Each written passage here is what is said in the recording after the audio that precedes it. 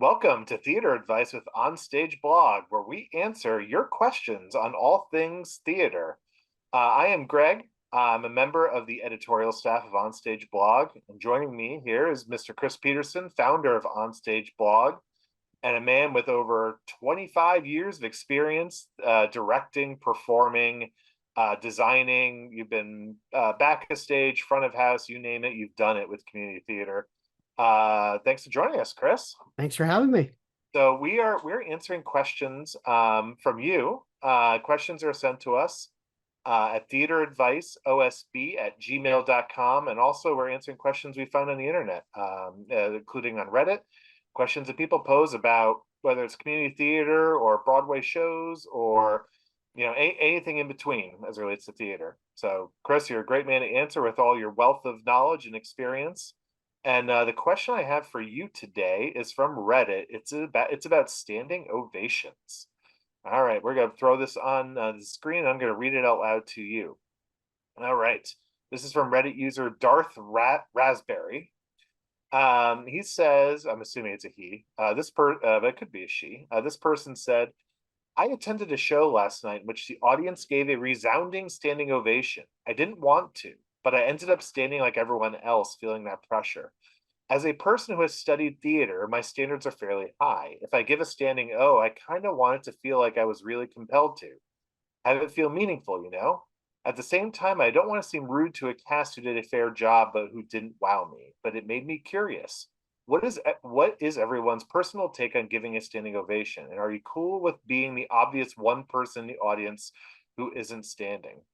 So, Chris, what is your take on whether you should give a standing ovation because everyone else is, even though you don't really feel like, is there such a thing as performance being worth a standing ovation?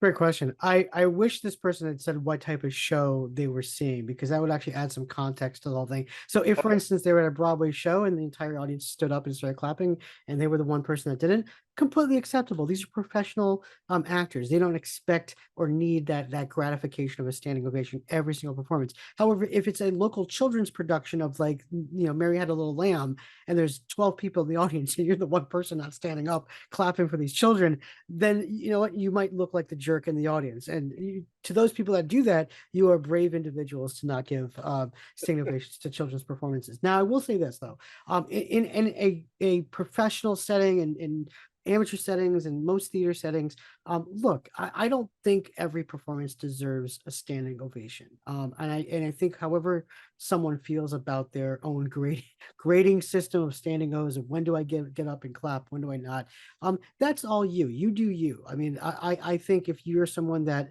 holds standing ovations for just excellent prime performances, that's fine, as long as you're clapping. As long as you My biggest problem and my biggest pet peeve is when people actually leave the theater before the curtain call. So even before the actors come out, they are exiting the theater. So here's my thing: pay the ticket. These people just put everything they had in themselves to perform for you for 2 hours. You could at the very least clap, cheer, show your appreciation, show your gratitude for the performance that you just saw.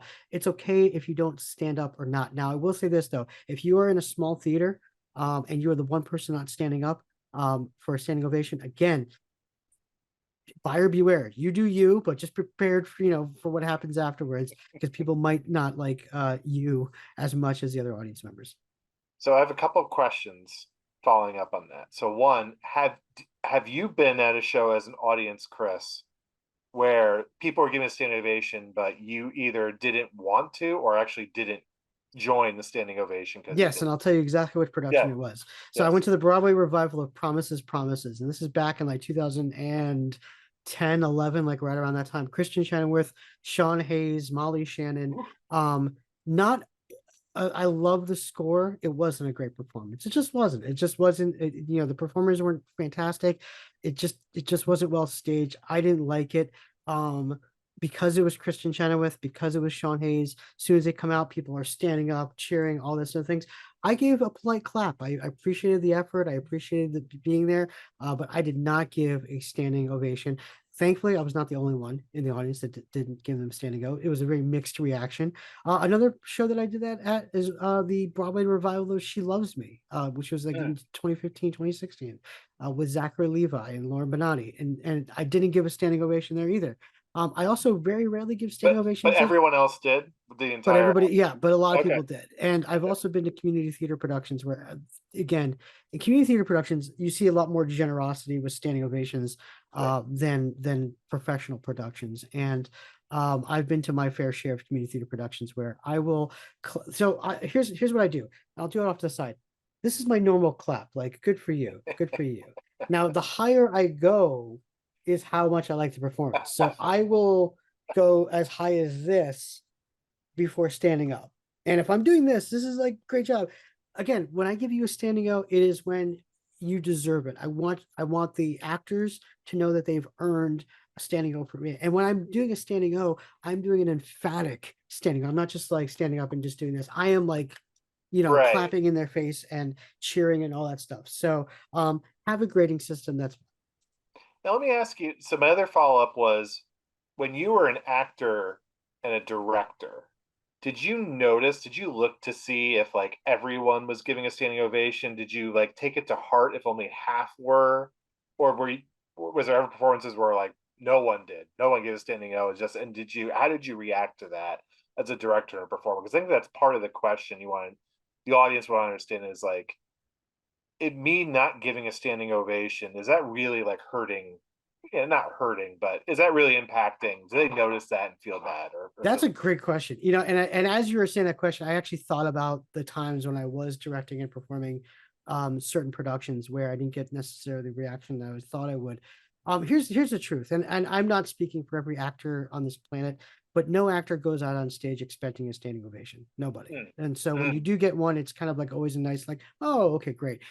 We are always expecting an applause, a reaction. So when you walk out and it's like a tepid, clapper or coughs and things like that, it can mess with you a little bit. Now I will say this, as a director, as a performer, what I actually cared more about was the reactions during the show. So did this line get the laugh that I was hoping for? Did this moment get the suspenseful, maybe even a mid scene applause that I was hoping for, and things like that?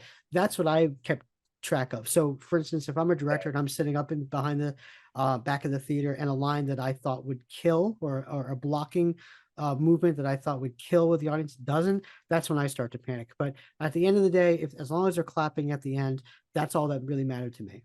yeah. All right, that's good to know. Good to know. Thank you. That wraps up this episode of Theater Advice with OnStage Blog. Once again, if you would like for us to answer your question as it relates to community theater or Broadway or anything in between, email us at theateradviceosb@gmail.com, or drop us a comment on social media on Twitter, Facebook, or Instagram. The handle is all the same. It is at OnStage Blog. And feel free to check out our website as well. We've written about Standing Ovation. I think one of our, we have a piece that still gets traffic that's about, a person, it was a guest columnist who gave his opinion that that community, I think, correct me if I'm wrong, Chris, that community theater productions don't always deserve standing ovations and thus should not be given one. Still generates buzz to this day. Very controversial. So yeah, we have lots of content on here, so check it out on onstageblog.com. Otherwise, hit subscribe to our channel. We're going to be having episodes every few days or so. So we have lots of questions to get through, and lots of good discussions to be had. So join us next time for the next episode of Theater Advice with OnStage Blog. We'll see you then.